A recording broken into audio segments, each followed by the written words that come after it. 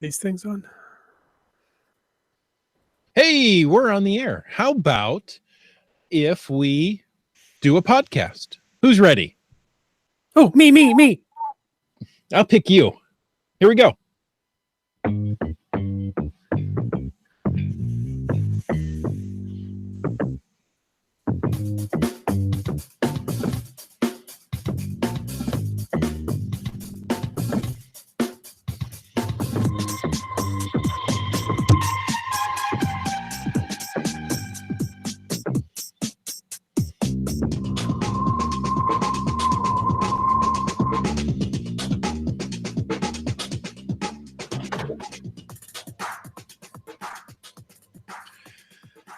Well, thank you for joining us on a Thursday night, and welcome to Caching in the Northwest. This is the only podcast from the birthplace of geocaching in the Great Pacific Northwest. Each week, we're going to talk about caches and cachers from here and all around the globe.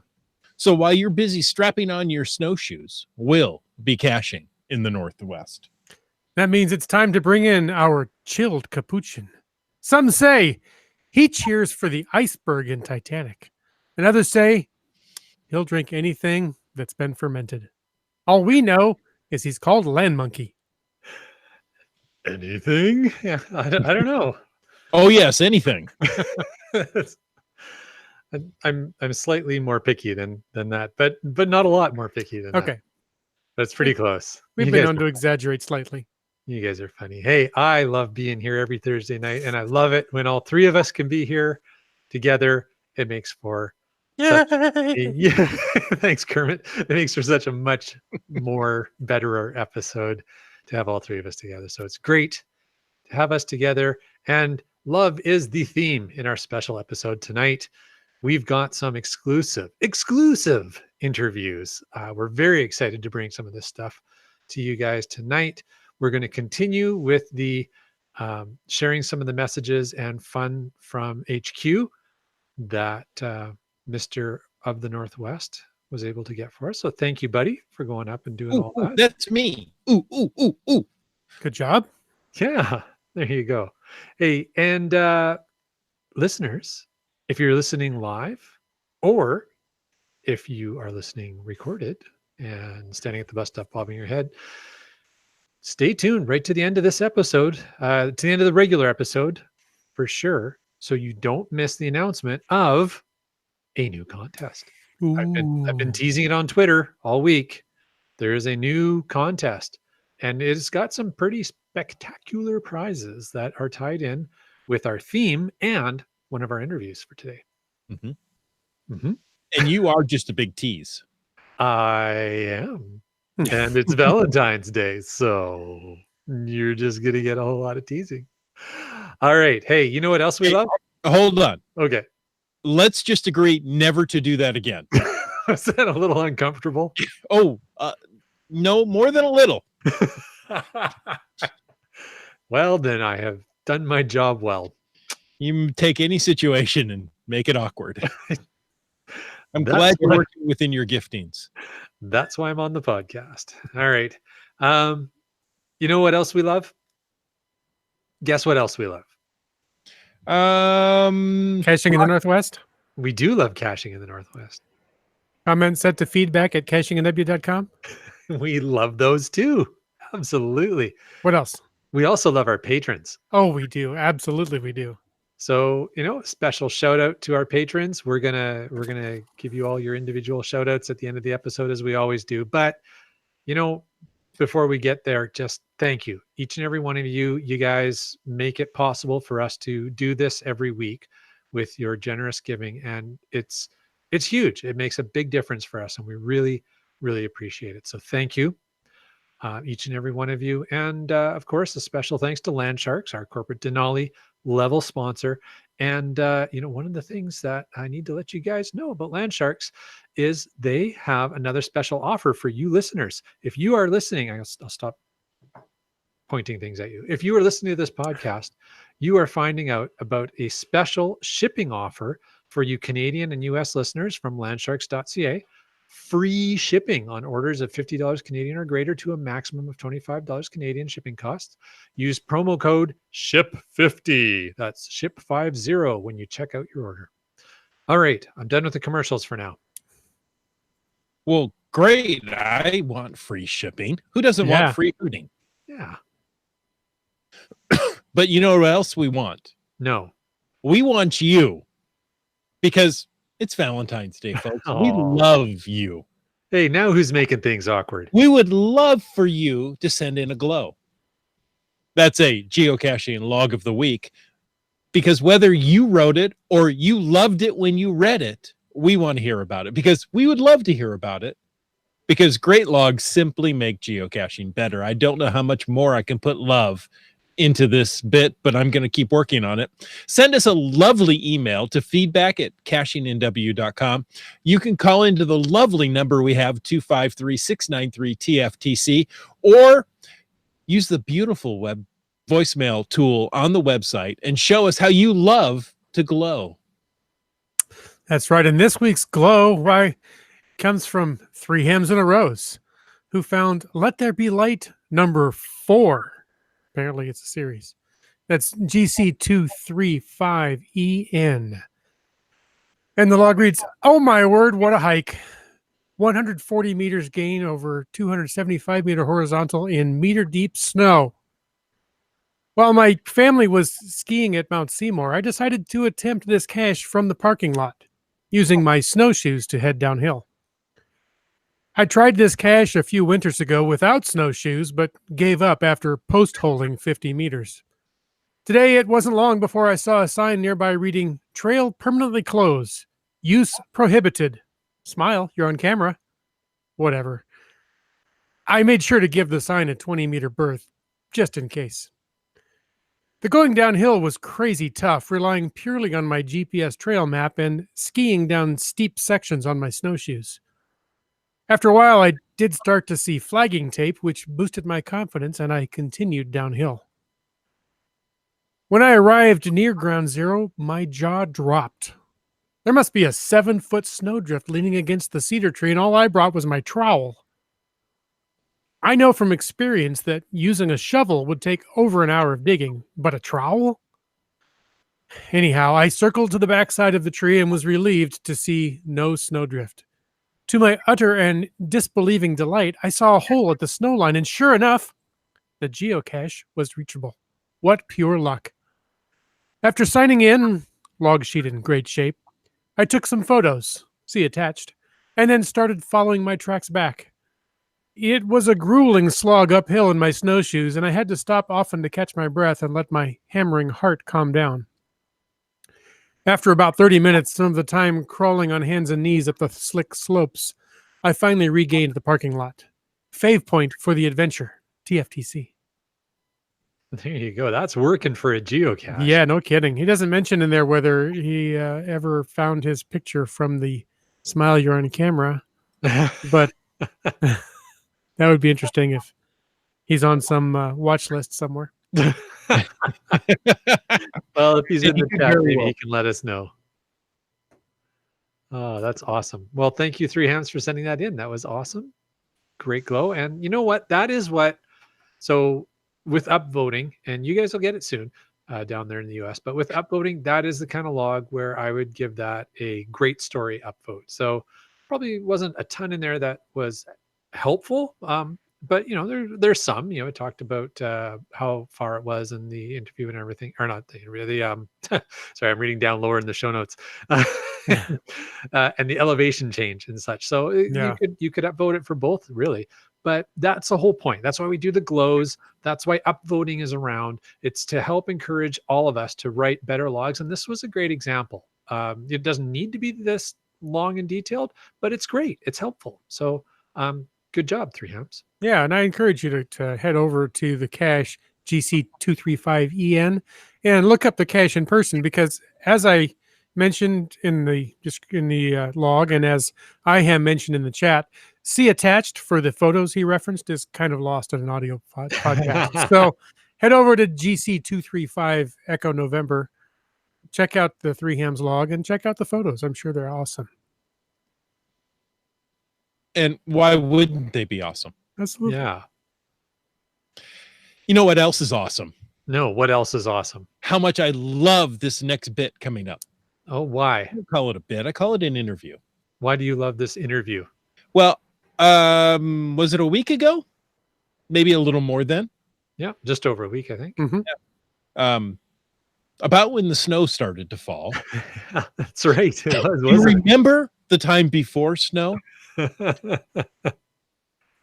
I was able to go up to geocaching headquarters and interview Kat Cronenberg, who is the new trackable promotion right now going on with Geocaching HQ.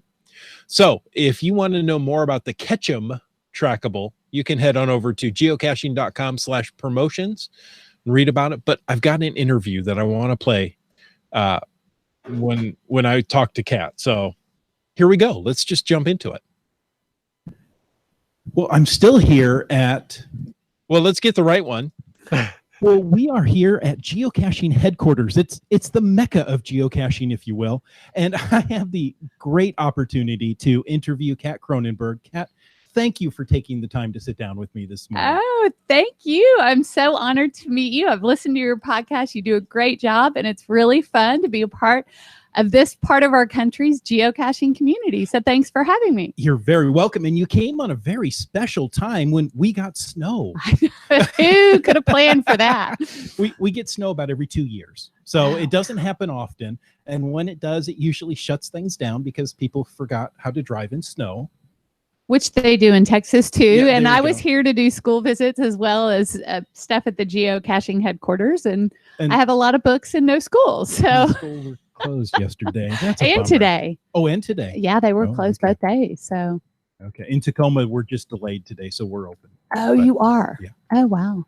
But anyway, tell us a little bit about yourself. Well, I am from Austin, Texas. So I come from Middle America to be here today. And I started writing children's books. My first one came out in 2017, and they're kind of symbolic of lighting this or finding the treasure in your chest, that we're all made of stardust. And so doing research for my books, when I wrote them, I came across geocaching, that there's a whole worldwide treasure hunting community, and found the two worlds fascinating. And I'm here at the headquarters finally today. I've been a part of geocaching now for 3 or 4 years and get to hang out with Katie and Ellis, my team that has helped me build trackables to come alongside my books in the geocaching community. How very cool. Now, you're from Austin, Texas, correct? Yes, sir. I've been to Austin, Texas, and one of their slogans is "Keep Austin Weird."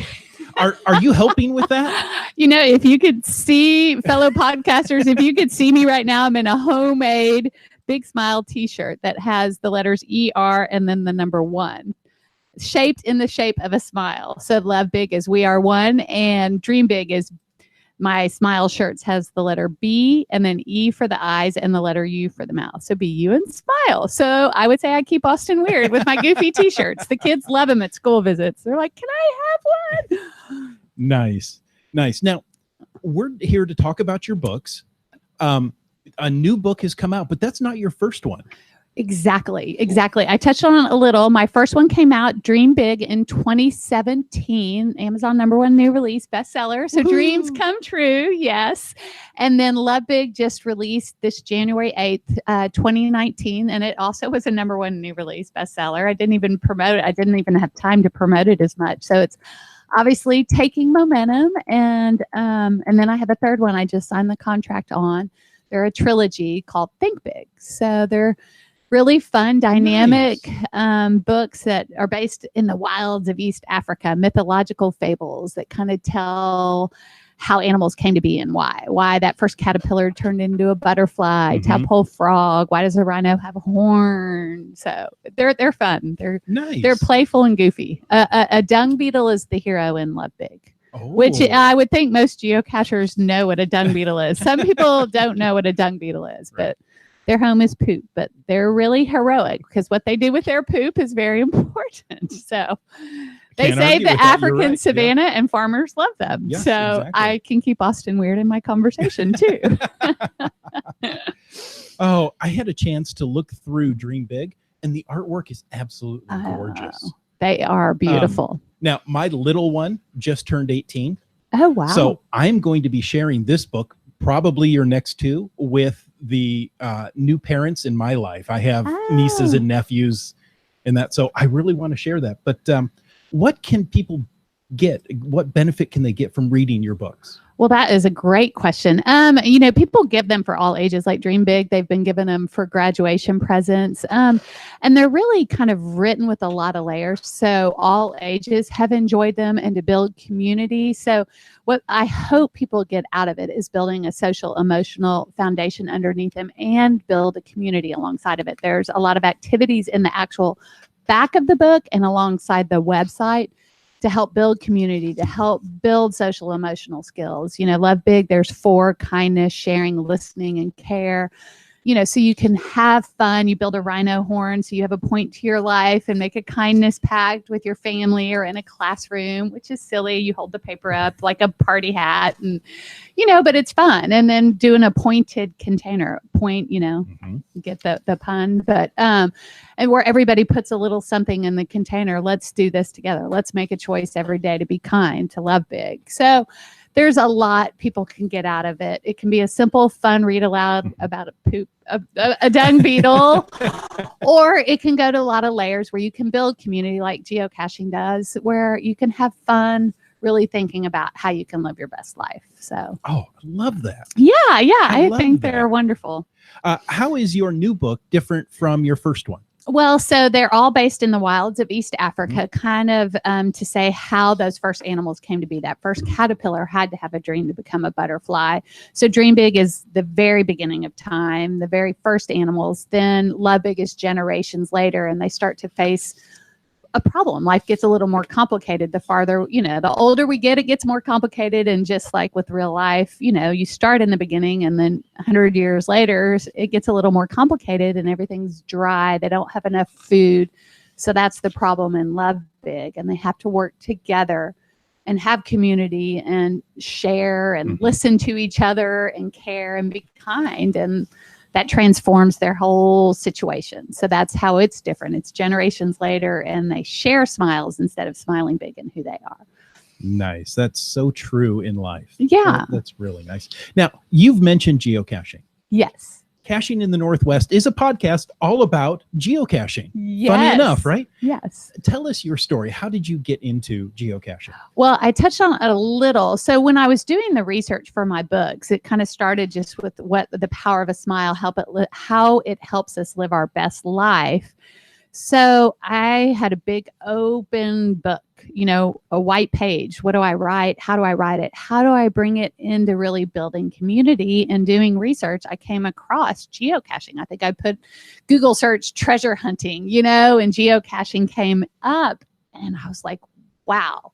It blew my mind. Went to an event in Austin, met Gadget Girl, if she hears this, and made her take me and my boys out. They were young. They were probably 4 and 5 at the time, 3 and 4. They were really young, and I'm not tech savvy, so I didn't want to try to figure it out on my own. So she took us out, and we had a blast. Found one in the woods, found one in a parking lot, and my kids still vividly remember. And she came to my event in Austin 2 weeks ago, and my boys and her met again for the first time, and they're like, no way. So that's how I found geocaching and kind of how it comes together, just the treasure hunt. I mean, there's a Mark Twain quote on my website on the geocaching page that all good boys need to go on a treasure hunt, or something to that effect. I think I blew it up a little bit, but that there's treasure seekers in all of us. And I just think that my books are about seeking the treasure in your own chest, and geocaching is such a wonderful community. And having been at the office today, it's even greater than I thought, and meeting wonderful people like you. So it's been a fun thing to see the two worlds come together. Yeah, geocaching has really produced an incredible close-knit community. I had friends in Austin, Texas. I showed up. I had never met them in person, but through Kindred. geocaching, we're instant friends. And yes. I remember taking my kids to geocaching early on when they were young, and they needed the big ones, the big caches with stuff in them. Yeah. Yeah. Oh, that was they their get to, favorite. Get a treasure, trade. take a Yeah, treasure. Yeah. exactly. And now it's, wait, I can do a micro. That's fine. I just need to sign my name. But, Yeah, it's The- crazy. All the different kinds and Exactly. everybody probably has an opinion or their taste. So yeah, exactly. Everybody has a style. You mentioned events. And in Yes. fact, you're doing something very inventive, I think. You're doing book signing, but they're geocaching events. exactly. How is that so with Katie here, with my first book, Dream Big, when I came across geocaching, we had the idea to do trackables.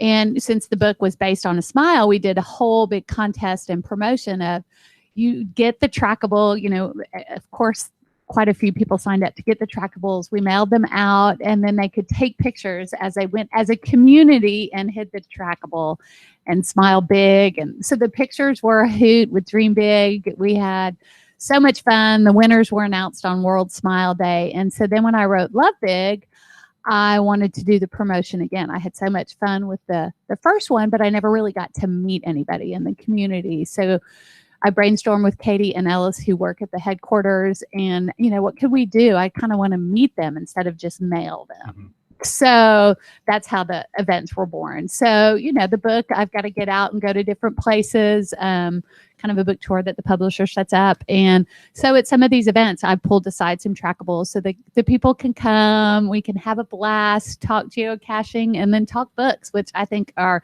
on the promotion, I say go to bookstores. There's more treasure hidden in there too. So bookstores, I think, are a wonderful place that our communities, our country is kind of taking for granted. So I'd love to see that come back too on some level with all this that is going on. So there's nothing like a brick and mortar bookstore being able to go holding in it and hold looking the through take. it. Yeah.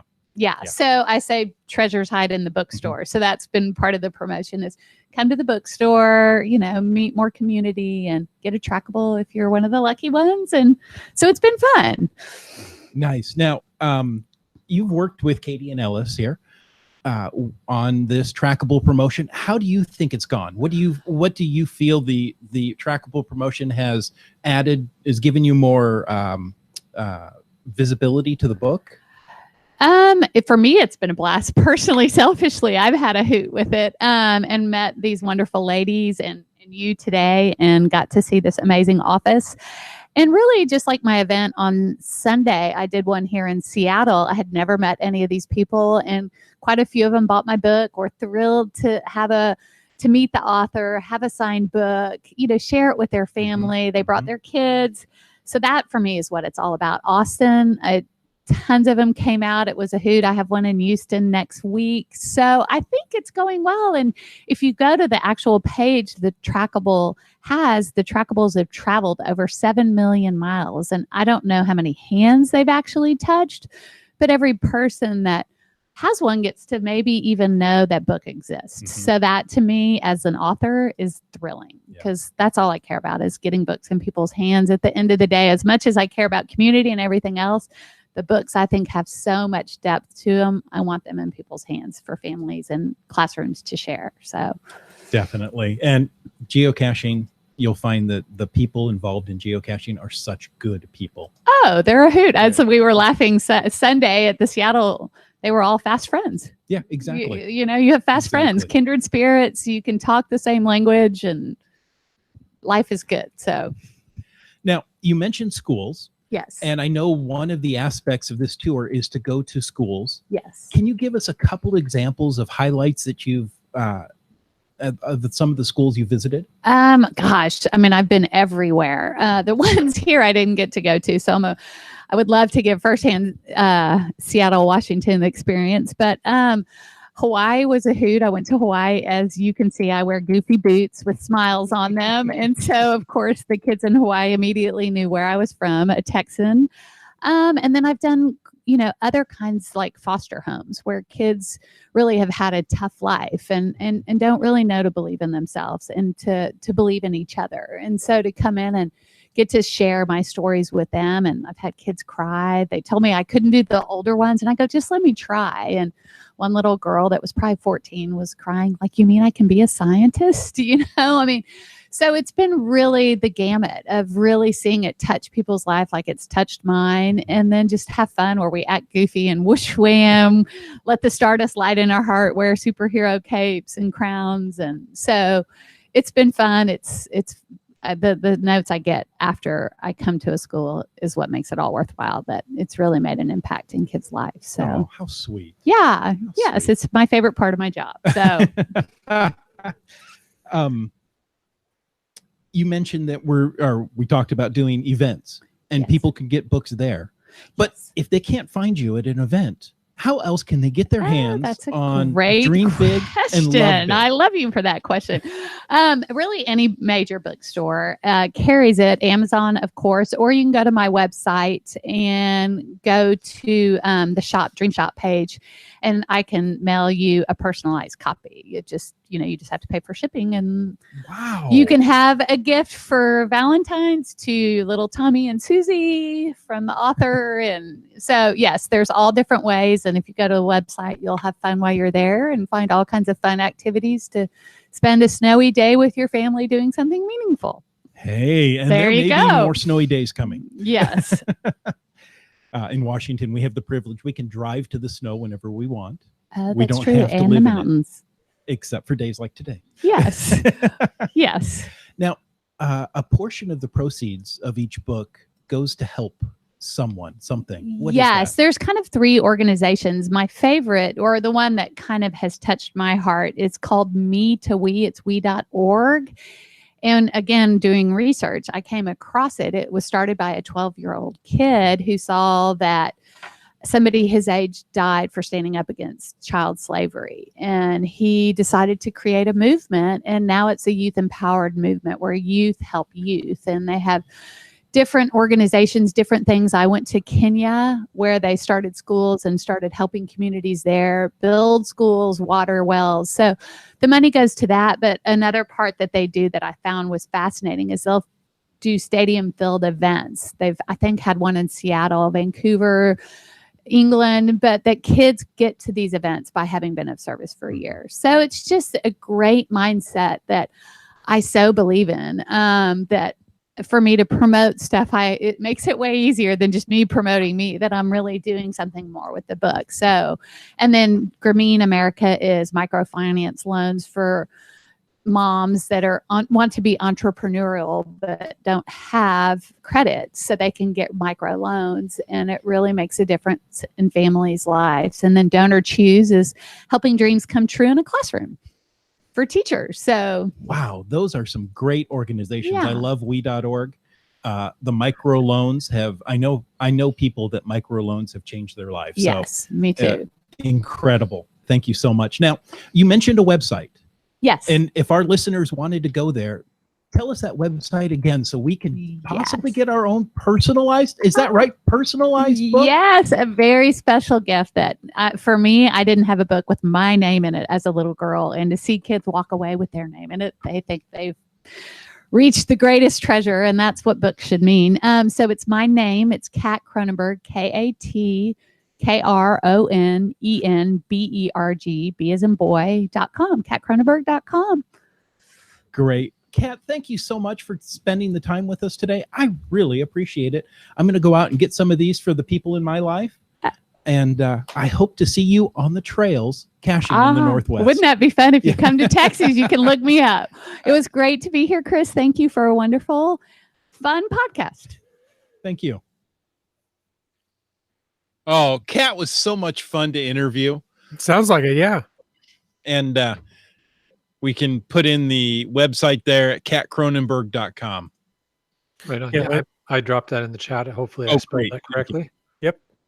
Looks right to me. Awesome. So yeah, this sounds like a great interview. It looks like you had some fun. Glad you were able to make it up there, given that it had started snowing. I think we were discussing it over Twitter and not sure how things were going to pan out. Yeah, well, it wasn't that bad. I had given myself a lot of extra time. I thought, oh boy, you got normal Seattle traffic. The viaduct had just closed. Oh, Mhm. right. Tunnel had not yet opened. Via Doom. And Snowmageddon. And I thought, oh man, it's going to take me 3 hours to get up there. And I got up there.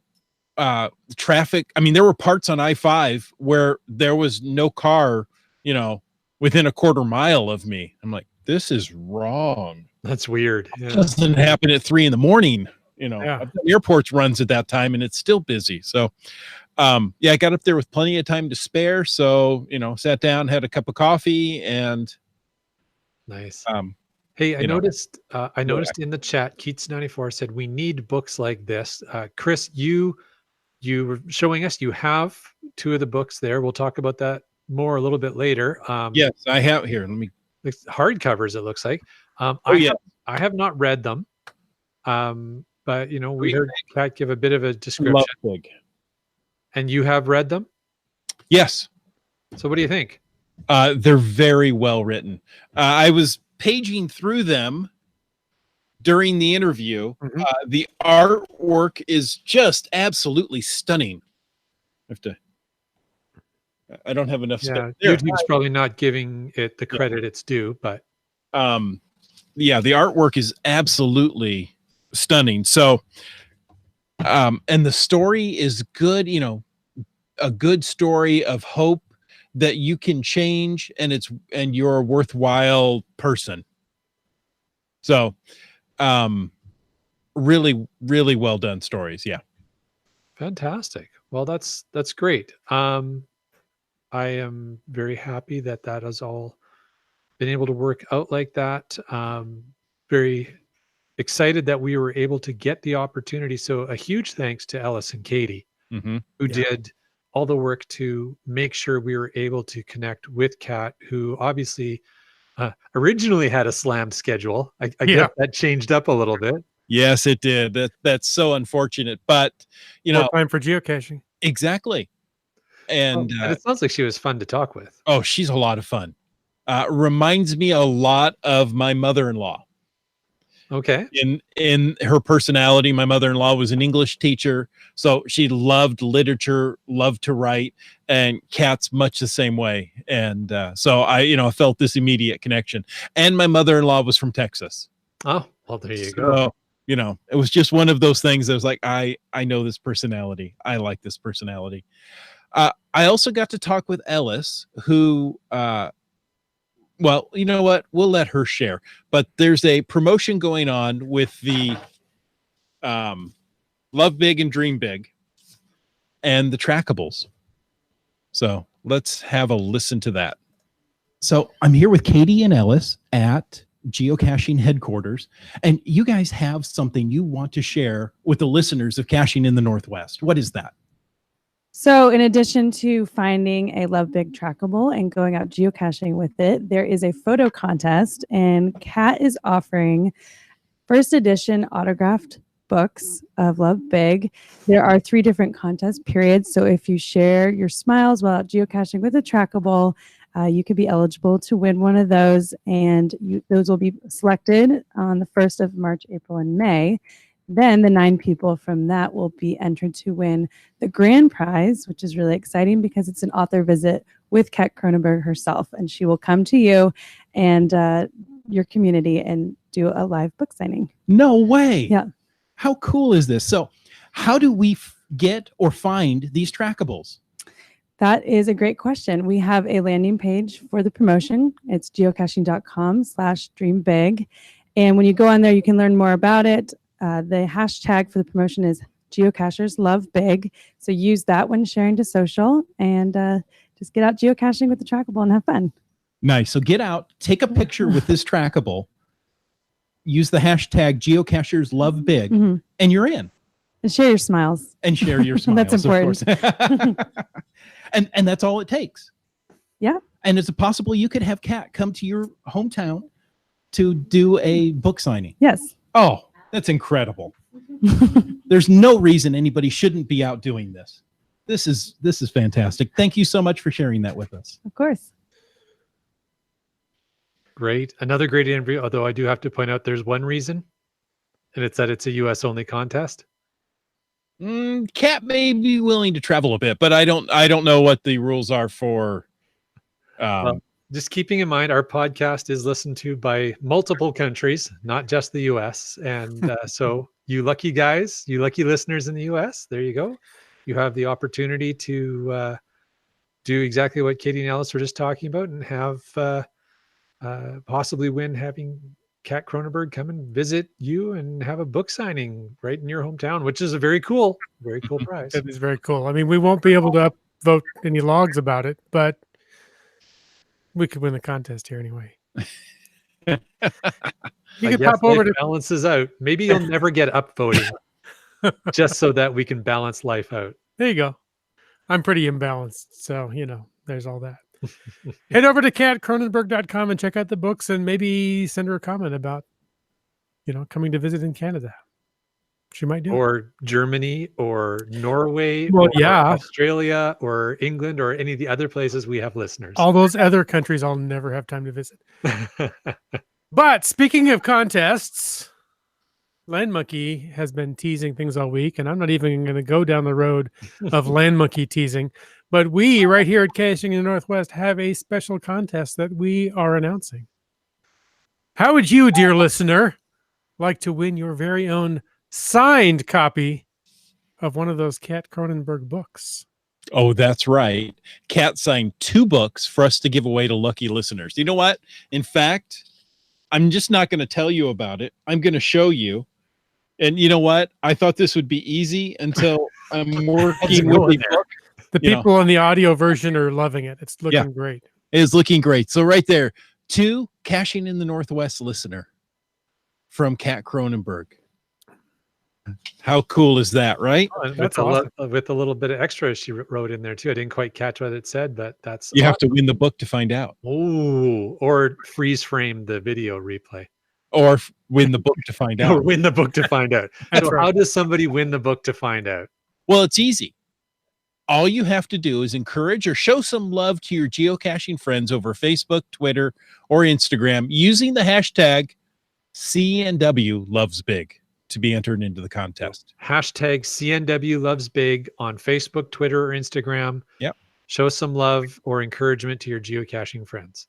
Right. And you have a chance then to win one of 2 signed books from the best-selling author, Kat Cronenberg. Now, this contest runs until midnight, February 28th, 2019.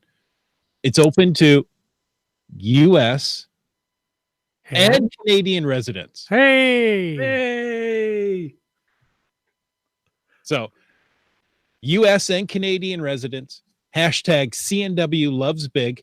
You know what? Show your fellow geocachers that you love them, or encourage them to get out, even if it's somewhat snowy. Yeah, even if it's not Valentine's Day. And I would stretch that a little bit, not just encourage them to get out, but just encourage them. Send an encouraging message, because I think that's really what Kat's getting at, right? Is be supportive of each other, find creative ways to encourage each other. And so we're trying to use that same idea for the contest. So send some sort of message of encouragement to your fellow cachers or friends. Doesn't have to be a cacher. Over Facebook, Twitter, Instagram. Just use that hashtag, because otherwise we won't know you did it. Hashtag CNW loves big, and you'll be entered in the contest. Yeah, it's not a bad idea to encourage your friends and loved ones anyway, whether you use the hashtag or not. But if you don't use the hashtag, you won't be entered in the contest. We want to get you in the habit of encouraging your friends, your loved ones all the time. You know what? To start you off, we're going to motivate you using the hashtag CNW loves big. After that, just keep doing it. Don't stop. And you know what? You'll find you're more encouraged. It really does work that way. Oh, you know what else was very encouraging? No. I think I'm about to know. You are. Okay. When I was at geocaching.com headquarters, it was a couple of days after the I Heart GCHQ expression of gratitude happened, and I was able to talk with a lackey about it and about how they felt. So I was able to sit down with Sven and talk with him. So let's just jump into that audio as well.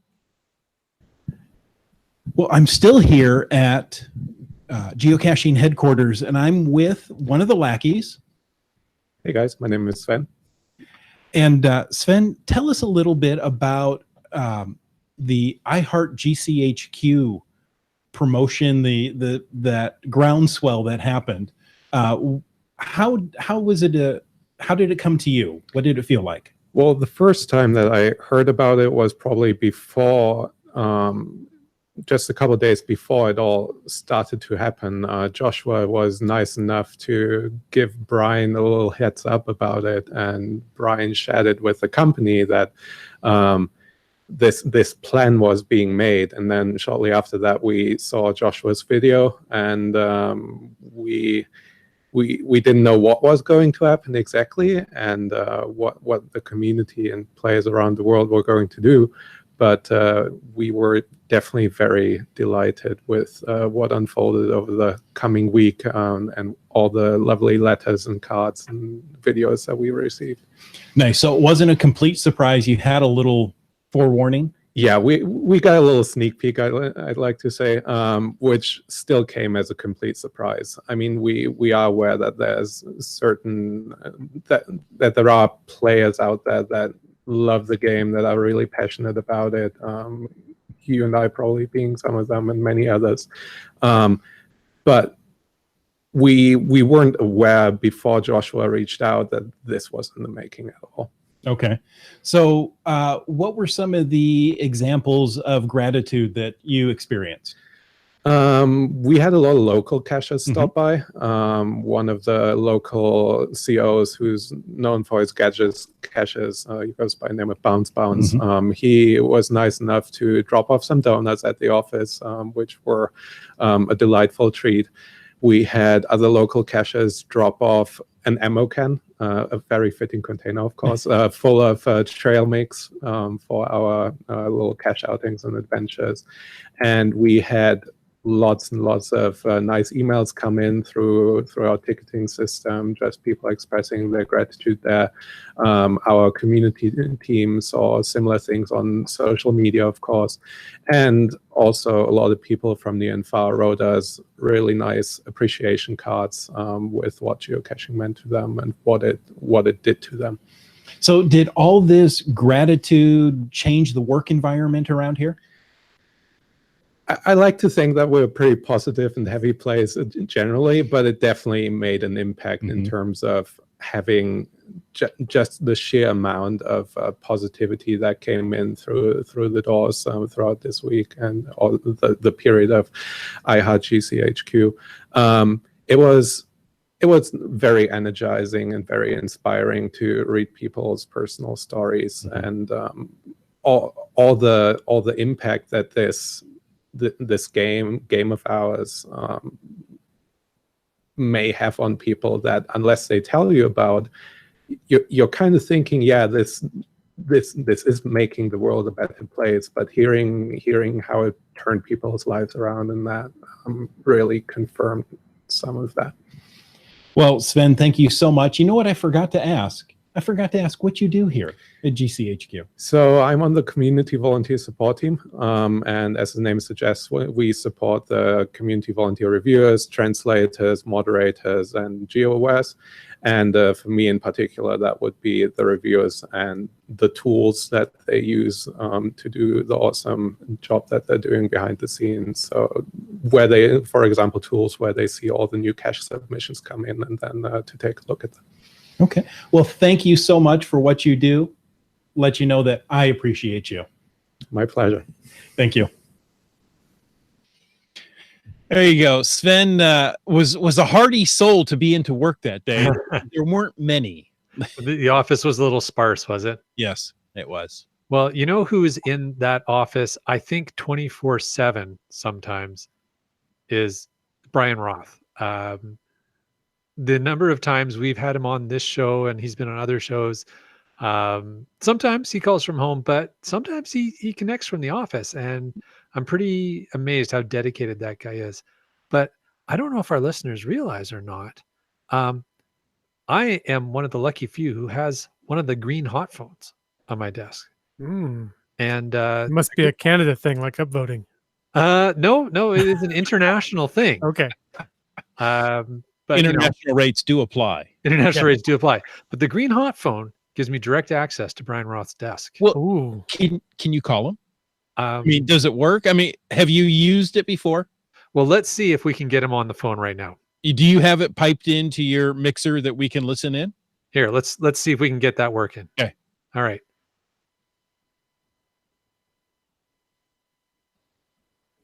Hello? So I'm still at GCHQ and I'm able to talk with Brian. Brian, thank you so much for joining us. It's my today. pleasure, Chris. Hi. Hi. We want to talk briefly about this I Heart GCHQ promotion. Do you want to say groundswell that came up? Now- It was an expression of gratitude that was surprising and delightful at the same time. Quite honestly, it was a real treat for all of us here at HQ. Nice. Now, it wasn't a complete surprise, I understand. That's true. Well, Not the week of. right, not but- the week of. So the Friday before it started, I got a voicemail from Joshua Johnson. I regret the fact that I missed the call because I would have liked to talk to him, but I got a voicemail from him just sort of cluing me in that starting Sunday there was going to be a video from him and that the community was going to really be coming together to kind of acknowledge GCHQ in a positive way and say thanks. And as soon as I got that, I shared that message on our Slack channel with the entire company and said, "Hey, everybody, this is coming. Like, how cool is this? Really, what a nice surprise." Mhm. And so people were excited, and then it started happening. And I watched quite a few of those videos and liked a lot of the tweets and same thing on Facebook. And it was really it was a wonderful week for all of us at HQ, and it felt like there was just one nice surprise after the next. I think one of my favorite aspects of the whole thing was we got cards and packages from a bunch of people from all over the world. And what we did with the cards was we put them in the Signal Cafe, which is essentially where we all gather to eat during the day, and we lay them out on a table. And then throughout the week, and even now, I think they're still there. They are. You I got to can, see them today. Yeah, so I would see random people from HQ sitting down and just reading these cards. And I spent some time there reading the messages. And, we love what we do. We're so fortunate to be involved with this game and community that the truth is we don't need thanks.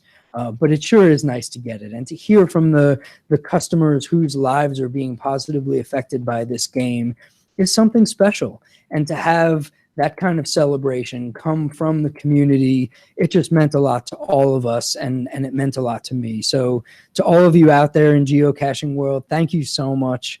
We really can't thank you enough. Words can't express how much it meant to all of us to hear from you and to receive that kind of gratitude. It was a really special week. Wow. Well, thank you. Coming from caching in the Northwest and the geocaching community, thank you for what you do. We really appreciate it. Thank you. It's really our pleasure. Oh, well, that phone connection was a little funny, but you got the idea. We still got to talk with Brian. Somehow routed through Chris of the Northwest headquarters. Yeah, that's awesome, man. I appreciate you going up there. I've said it already on this episode, but I do appreciate you going up there, taking the time and having a chance to talk with us. But I also really appreciate Kat and Ellis and Sven and Brian all making the time. Yeah, Chris, Rock Chalk. And did you chat with Rock Chalk as well? Yeah. I talked with him and he helped set up some of the other interviews. So everybody up there was so very accommodating. So Rock Chalk isn't that bad of a guy then. Oh, no. He was helpful. Don't tell him that. At this time, he was helpful. Oh, that's nice. That's cool though. But I mean, this is the thing, right? Like we call up there and we say, "Hey guys, we'd really like to do, is there any way we can chat with Kat?" And then all of a sudden it just all opens up and they're so willing to reach out to the community. And it's not just, it's not, oh, special us. I think you see that at events, right? When the lackeys show up at events, they're there and they're willing to talk to you about, anything reasonable you want to talk about. I really appreciate how passionate the folks at HQ are. And, we've already, done over and over, the whole I heard GCHQ, but there's a reason for it. Yeah. Mhm. So awesome. So thank you, Chris. You're And- welcome. and It thanks was a to- fun day. I did really enjoy it. I was able to do some geocaches up there that I hadn't gotten to yet. And, we've already told the story of how long it took me to do the HQ Geo Tour, but nonetheless. the world record set for completing the HQ Geo Tour. Excellent. Well done. All right. So, guys, thank you so much. We hope you enjoyed listening to this episode of Caching in the Northwest because we had a lot of fun. Now, next week, we will still love you just as much, but we're switching topics a little bit to talk about the Caribbean Cruise Catch-Up. And Not catch up. that's not a condiment. No. Catch up. There's a difference. Not catch up. Catch right. up. After that, we're having the HAB, that's the Hands Across the Border event, and pro tips from the Willamette Valley with Subway Mark. Willamette. I can never remember how to pronounce that. Willamette Valley. Willamette Valley. I think I said Willamette. Willamette. Willamette. Yeah. Okay. Willamette. That'll be a great one. It's always great to have Subway Mark along. And the following week, we'll be in a brand new month of March. We're going to talk about Geo CoinFest EU Mega Tour with JP and Ian. The tour is coming up in September, but we're going to talk about it in March and give you a little sneak peek. Yeah. Actually, Geo CoinFest EU is coming up in September. The mega tour is through the summer. Okay. But we'll hear more about that from JP and Ian. Is it kind of like the lead up to the Olympics? It kind of is, Kind of. but we'll hear more about it from those guys when they're on the show in a couple of weeks. Yeah. Join us on March 7th. But yeah, next week episode is going to be great. Land Sharks and Geo Travelers will be joining us, and we're going to talk all about the cruise. We've got some other fun stuff that we're going to be throwing in that episode as well. But speaking of Land Sharks, this is my opportunity, as always, to take a moment to thank the Land Sharks, our corporate Denali level sponsor. Landsharks.ca is the outdoor adventure and geocaching store. Check them out online or go in person and visit their store in lovely Victoria, British Columbia. They are open 6 days a week, except holidays, and they ship orders online daily. Oh, and it's still me. And after that dramatic pause. Because I failed dramatically at this. So Neither one of us can do this in one breath. Maybe if we try again. Okay, so who's going to take a go at it tonight then? No volunteers? Come on. Okay, I'll do it. go ahead. We'd like to thank our faithful Denali level supporters. That's Landshark, Bounce, Limax, Team Squirrel, and WorldCaching.com. If you want to know more about supporting the show, click that Patreon link on the CachingNW.com website. And of course, we'd like to say thank you to Broncos Fan for Life, Sprouter, Camp Clan, Tick Magnet, Kev MacD, Subway Mark, Doramore, Dune Buddy, Kid Vegas 19, Geo Nav Pros, Wino Seattle, Acker Doc, Billy Robson, G Nice, Antaeus, Keats 94, Trexer Zero, MC3 Cats, Kennel Barb, M Nerve, Wet Coaster, and Greenwords. That was one breath. It really was. I put the pauses in there, but it was one breath. Wow. Good control. I got ahead of myself. I'm like, wait, where am I again? Okay. Yeah, I was thinking you got to pace yourself better. Well, I don't have a cold right now because I've tried this before. I took a deep breath. I was like, there goes all my air. And I stopped and took a breath before. So there we go. Well, there you go. Well done. Good job. Good job. That's right. Well done. All right. Well, we've mentioned we'll be back next week to talk about another exciting topic. But until then, if people want to reach out and find you, Land Monkey, where would they do that? Well, you know what? You can find me on the YouTubes, LANMONKEY, Land Monkey on YouTube. That's right. And a new episode came out this week. Yay! And it was the Olympic Geo Tour. So if you're curious about checking out the Olympic Peninsula and some of the quirky, crazy, awesome stuff you can see down there, well, check out that episode on YouTube. In what else? Oh, Twitter, Instagram, and Periscope. You can find me at LandMonkeyGC. And those are the the main places to find me, follow me, and enjoy some of our crazy, cool, fun adventures. My friend Wits End, where should people send you messages when they miss you when you're not on the podcast? Well, I'm no land monkey, but I do have a practice monkey. You can find me at Wits End on Twitter, Facebook, Geocaching, and various other social media feeds. Just search for Wits End. I don't post a whole lot, but I do see those comments when you post them, so thank you very much. Chris, how about you? Well, look for me on Twitter at CachingNW, Facebook.com/CachingNW, and on Instagram, look for Caching in the Northwest. Head on over to CachingNW.com/host, read our bios, find all those links we just mentioned, and a few secret ones. But most of all, we want to say thank you for taking the time to listen to this episode of Caching in the Northwest. Don't forget that you, yes, you, can be part of the show. Call 253-693-TFTC. Leave us a comment, ask us a question, send us a bottle of Love Potion number 9 any time of the day or night. You know what? That wasn't awkward at all. No. You could send us Love Potion 8 or 10, but I hear those aren't as effective. Yeah. And of course, you can email us the formula for Love Potion number 9 at feedback@CachingNW.com. Your support helps keep quality shows coming. If you like this show, click the Patreon link on the CachingNW.com website and subscribe on iTunes, Google Play, Stitcher, and more. This show's produced by Chris Umfenauer, Jay Kennedy, and hosted by Chris J. and Jim Paulwitz. This show's licensed under Creative Commons Attribution 3.0 license, copyright 2019 by Chris Umfenauer. Whew. I don't know which one was harder, the list of names or reading that off. And now stay tuned for The after show. Well, you've had more practice at the credits. I still didn't get it right, though. No. Well, maybe you were thrown off because you took on the patrons as well. I was a little lightheaded from the lack of oxygen as I read off all those names. Every close is a unique creation. It really is. I just want to let you guys know that we purposely do the open and closes live instead of tossing in a pre-recorded bit. Number so that we one, can screw them up. yes, so that this is a live show and that, you know what, we're approachable because we make mistakes just like you do. Well, we probably make more mistakes than you do, but we make some of the same mistakes you do. If to err is human, we are really, really human. And we are really, really airy. Superhuman even. And we like to stick in the funny little, bits in the beginning and end. Yeah. Some podcasts throw the blooper reel at the end. Mm-hmm.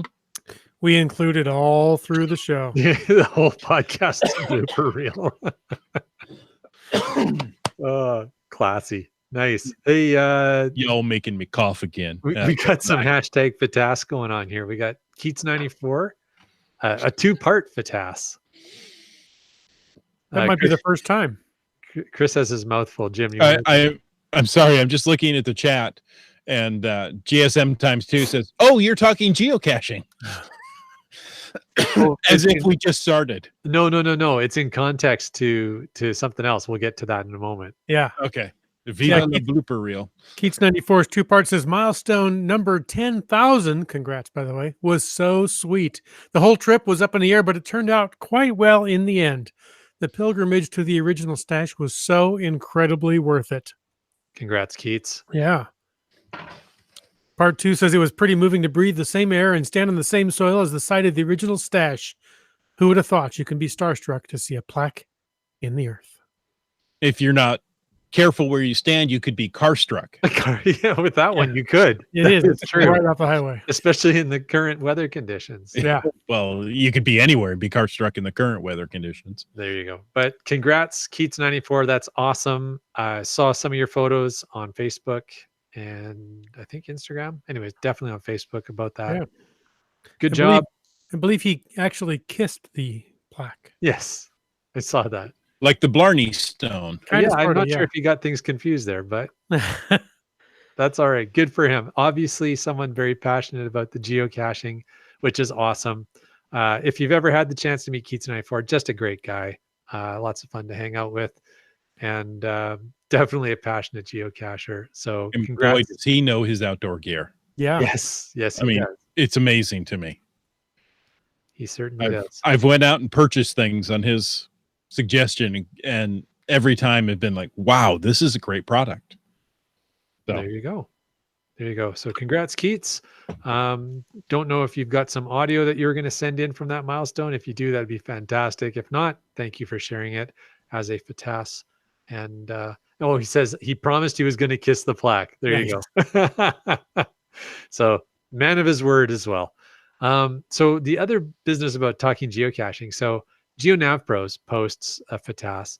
It said, should someone's first find be memorable or easy to find? well, I You think know- somebody's first find will be memorable, period. Regardless, yes. So I'm guessing GeoNav Pros is talking about taking somebody else out for their first geocache find. So should you try and take them to like a super high quality cache or just whatever's easiest and closest?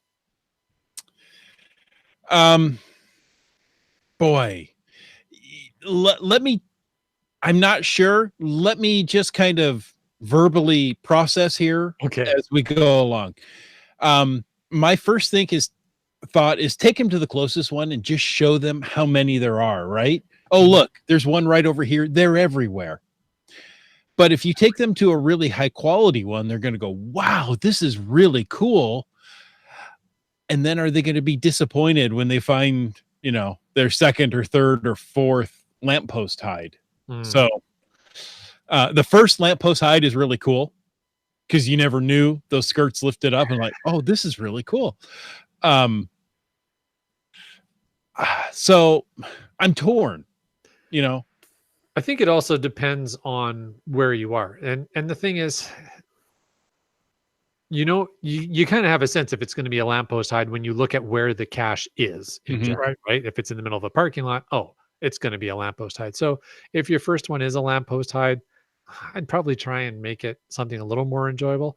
Honestly, I think if the person has the mobility, take them for a hike. Take them for a hike to a nice view location and find a geocache or a couple along the way. I think that makes the best first impression.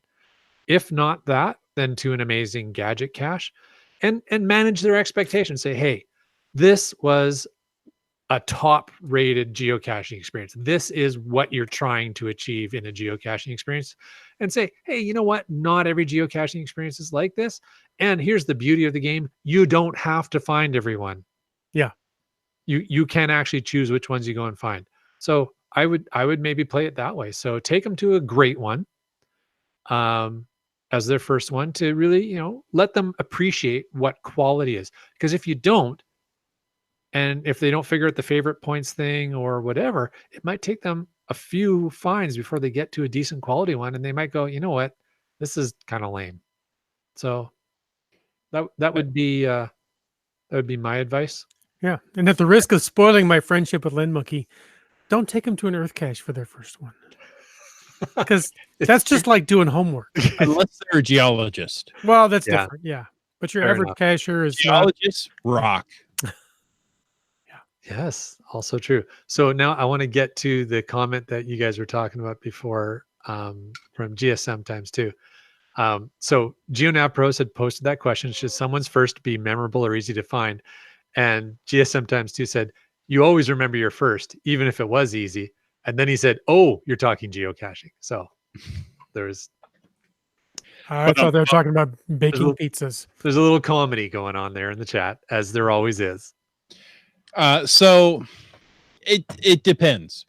If you're talking to somebody and you're like, you know what, I really want to go out and find one on my lunch hour, a 2-hour hike is out of the question. An LPC is a good one for that. It's a tough call. It depends on the situation. Keats 94 said I would go for scenery over creativity for the first cache find. Mm-hmm.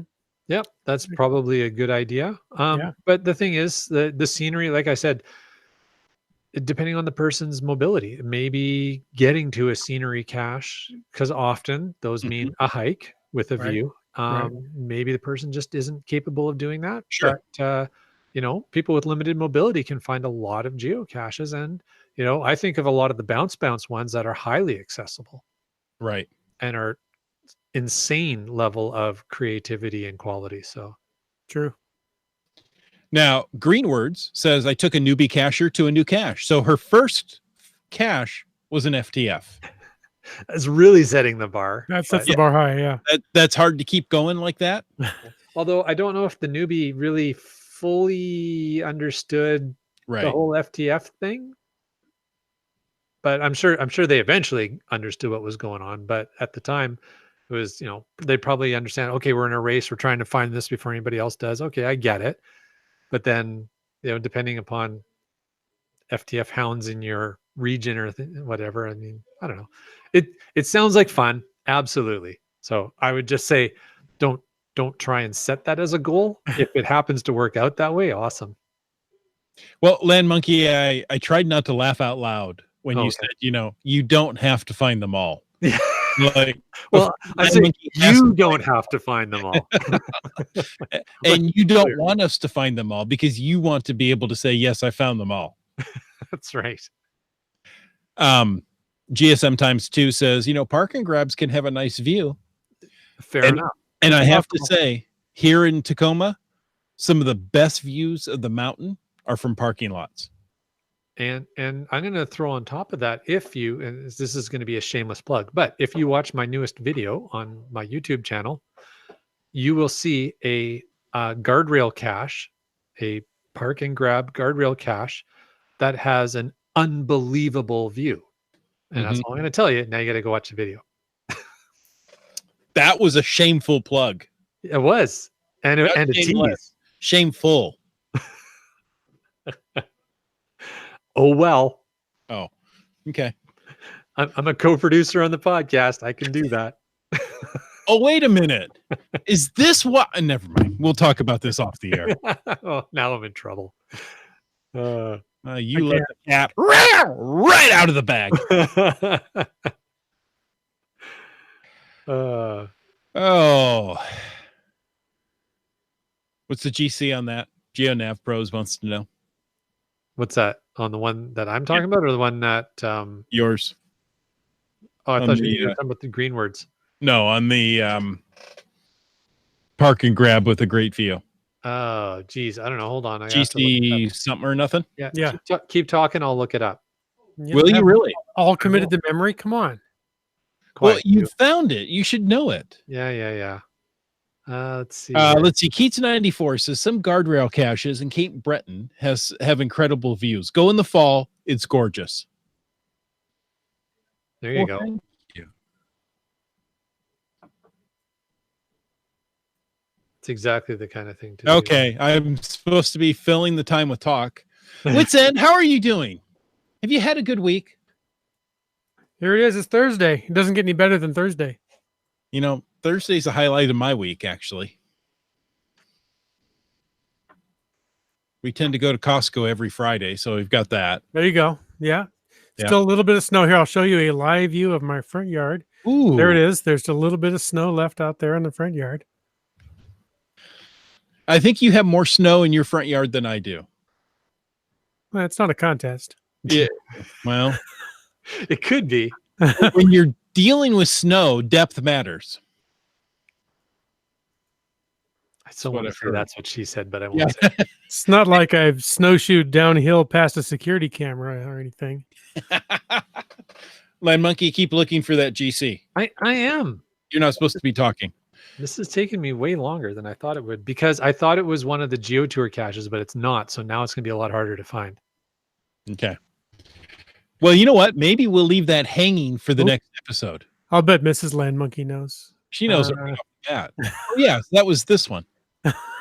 I bet she Because does. she's the one that actually found the cache.